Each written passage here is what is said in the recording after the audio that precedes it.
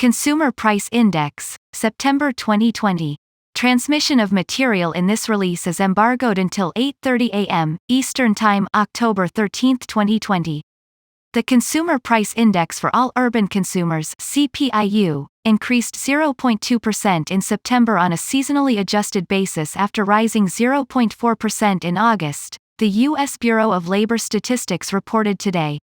Over the last 12 months, the All Items Index increased 1.4% before seasonal adjustment. The index for used cars and trucks continued to rise sharply and accounted for most of the monthly increase in the seasonally adjusted All Items Index. The Food Index was unchanged, with an increase in the Food Away from Home Index offsetting a decline in the Food at Home Index. The Energy Index rose 0.8% in September as the index for natural gas increased 4.2%. The index for all items less food and energy rose 0.2% in September after larger increases in July and August. The index for used cars and trucks rose 6.7% in September, its largest monthly increase since February 1969. The indexes for shelter, new vehicles, and recreation also increased in September. The indexes for motor vehicle insurance, airline fares, and apparel were among those to decline over the month. The All Items Index rose 1.4% for the 12 months ending September, a slightly larger increase than the 1.3% rise for the 12-month period ending August. The index for all items less food and energy rose 1.7% over the last 12 months, the same increase as the period ending August. The Food Index increased 3.9% over the last 12 months, while the Energy Index declined 7.7%. Chart 1. 1-month percent change in CPI for all urban consumers CPI-U, seasonally adjusted, September 2019 to September 2020. Percent change. Chart 2. 12-month percent change in CPI for all urban consumers CPI-U, not seasonally adjusted, September 2019 to September 2020. Percent change. Table A. Percent changes in CPI for all urban consumers CPI-U, U.S. city average. Food. The Food Index was unchanged in September after rising 0.1% in August. The index for food at home fell 0.4% in September as 5 of the 6 major grocery store food group indexes declined. The index for non-alcoholic beverages fell 0.8%, its largest monthly decline since December 2010.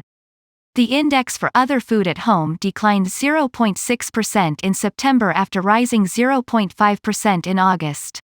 The index for dairy and related products declined 0.5% in September after rising 1.5% in August. The index for meats, poultry, fish, and eggs fell 0.4% in September, its third consecutive monthly decline. The index for fruits and vegetables also declined 0.4% in September as the index for fresh fruits fell 1.3%. The index for cereals and bakery products was unchanged in September, the only major grocery store food group index not to decline. The index for food away from home continued to rise, increasing 0.6% in September.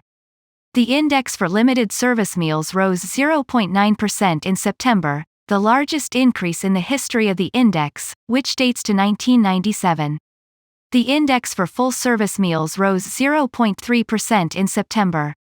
Despite the September decline, the Food at Home Index increased 4.1% over the last 12 months. All 6 major grocery store food group indexes rose over that span, with increases ranging from 2.6% cereals and bakery products to 6.3% meats, poultry, fish, and eggs. The index for food away from home rose 3.8% over the last year. The index for limited service meals increased 5.5% and the index for full-service meals rose 2.8% over the last 12 months.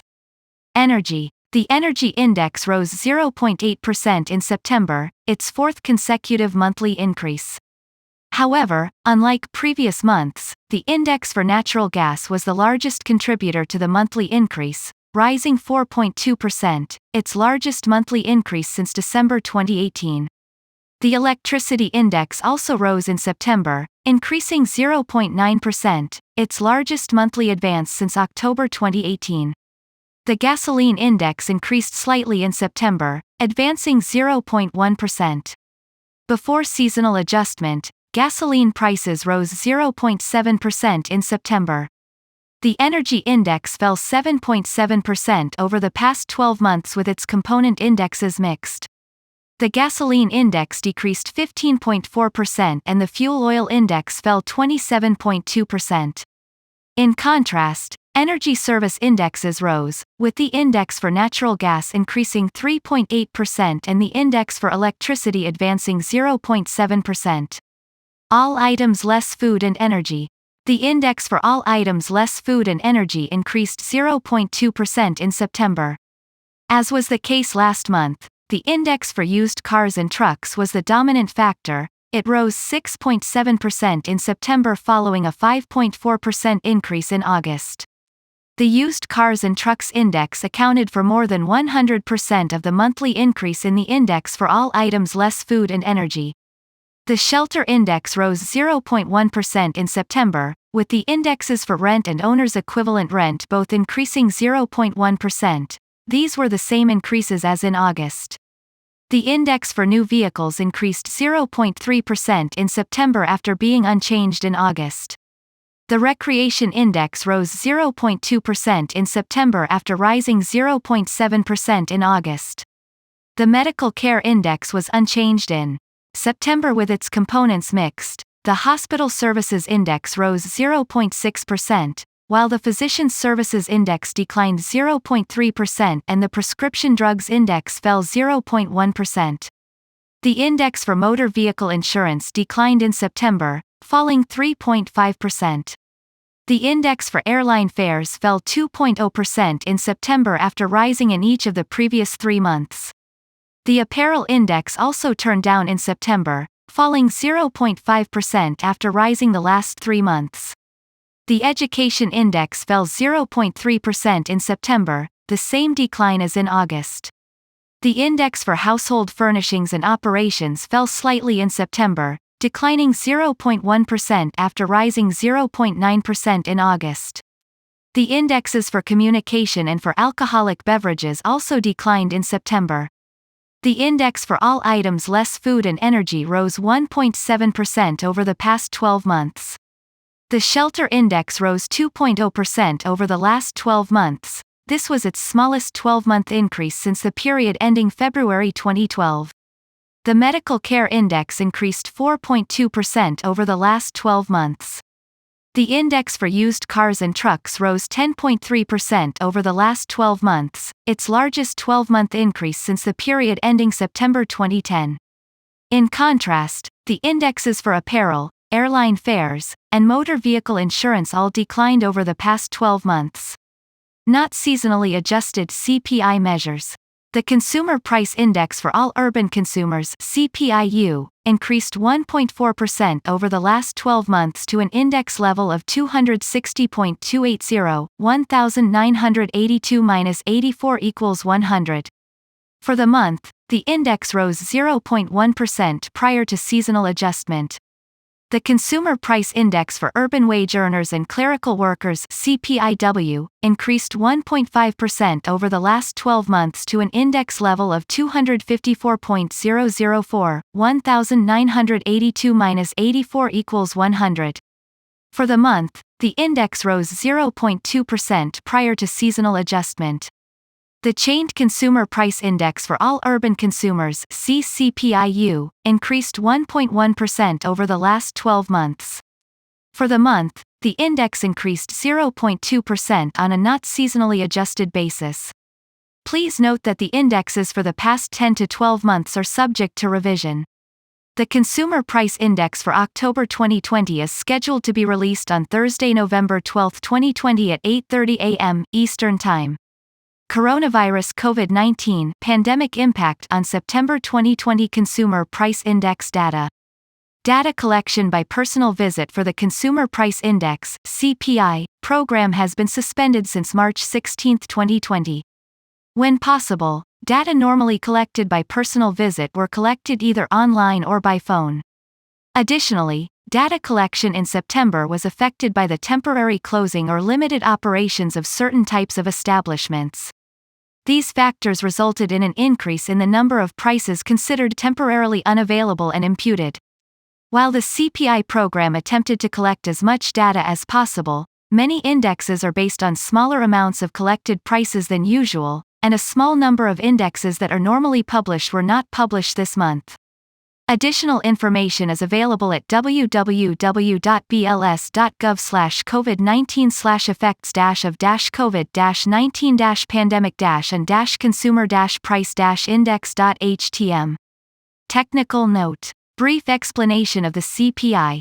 The Consumer Price Index (CPI) measures the change in prices paid by consumers for goods and services. The CPI reflects spending patterns for each of two population groups: all urban consumers and urban wage earners and clerical workers. The all-urban consumer group represents about 93% of the total U.S. population. It is based on the expenditures of almost all residents of urban or metropolitan areas, including professionals, the self-employed, the poor, the unemployed, and retired people, as well as urban wage earners and clerical workers. Not included in the CPI are the spending patterns of people living in rural non-metropolitan areas, farming families, people in the armed forces, and those in institutions, such as prisons and mental hospitals.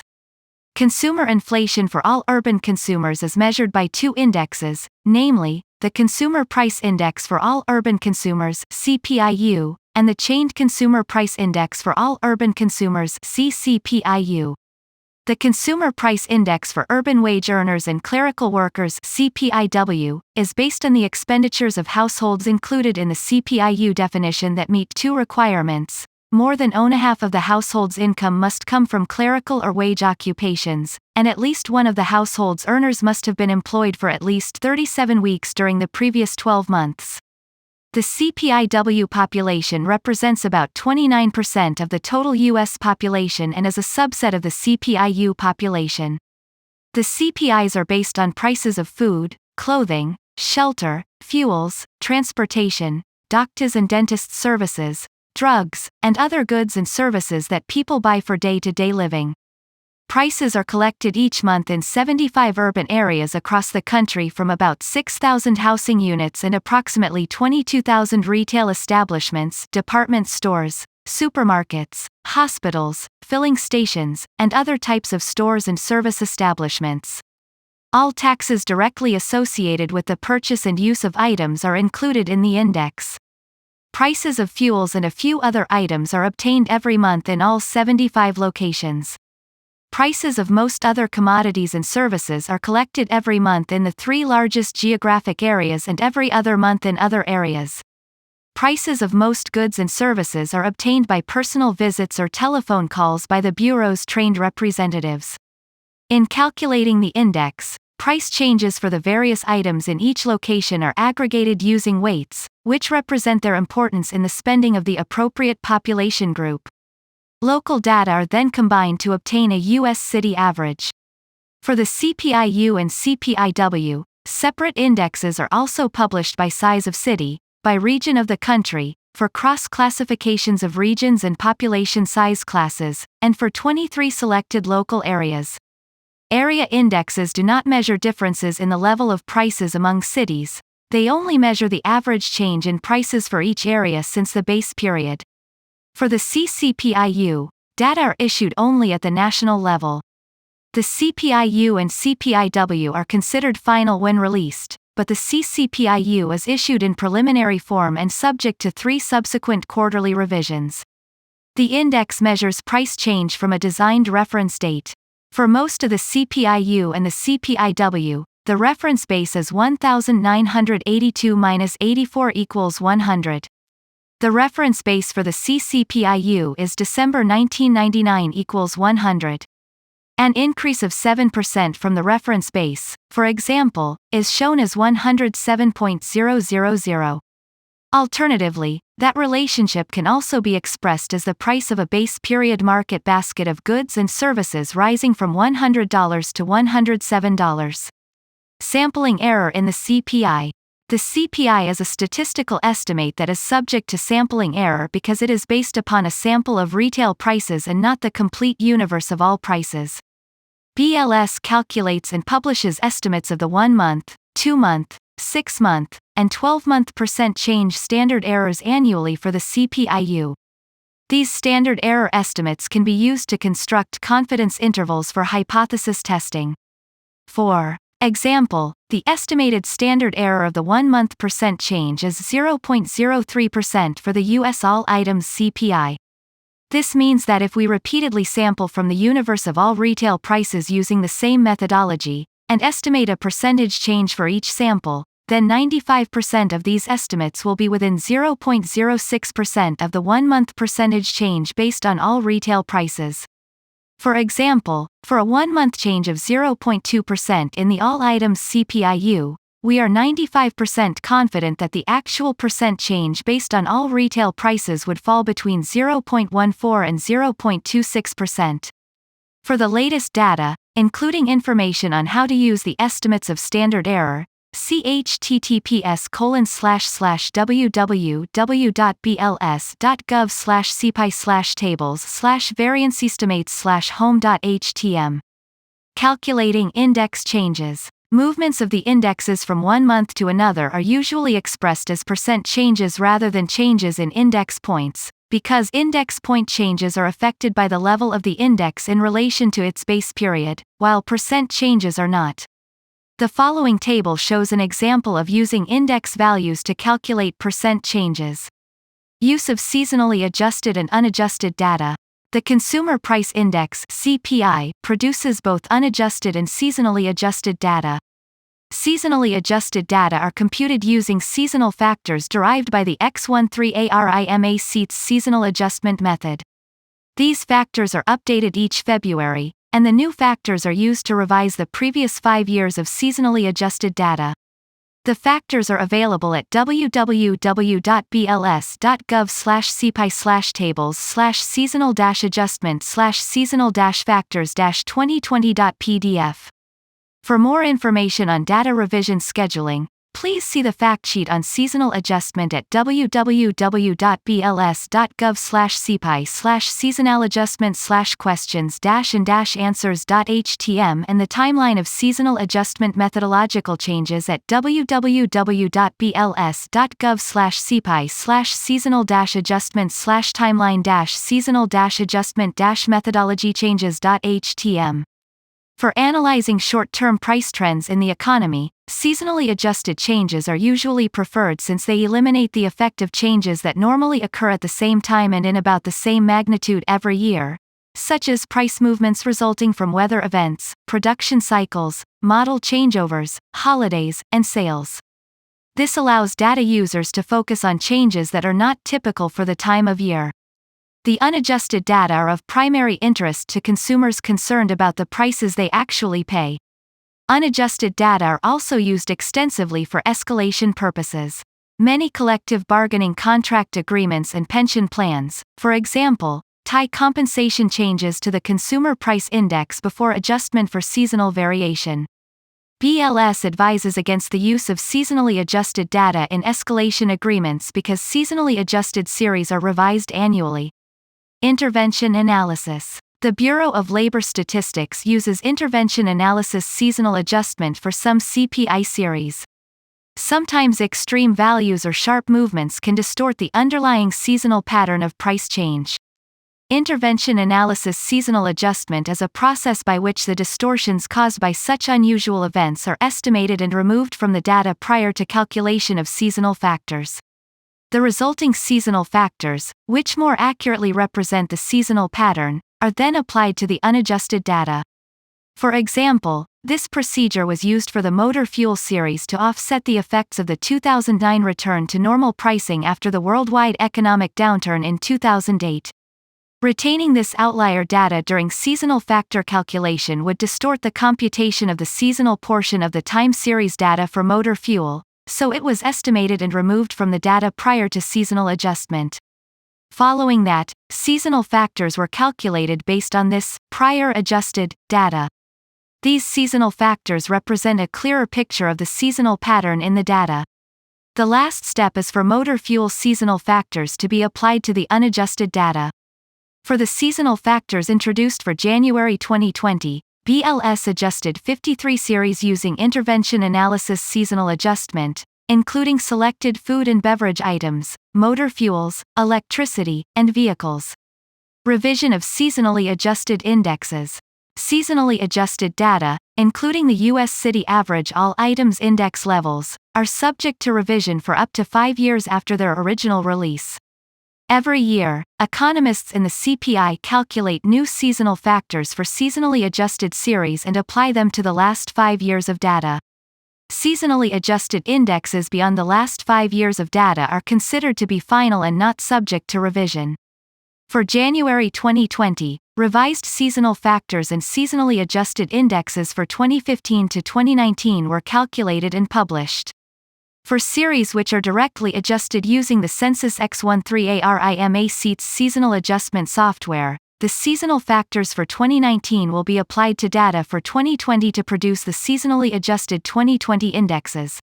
Series which are indirectly seasonally adjusted by summing seasonally adjusted component series have seasonal factors which are derived and are therefore not available in advance. Determining seasonal status. Each year the seasonal status of every series is reevaluated based upon certain statistical criteria.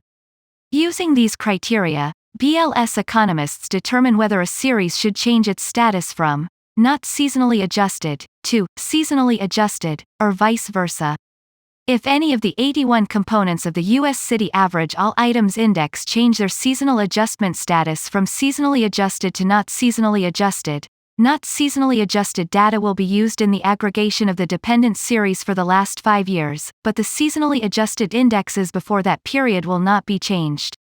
28 of the 81 components of the U.S. City Average All Items Index are not seasonally adjusted for 2020. Contact information. For additional information about the CPI, visit www.bls.gov/cpi.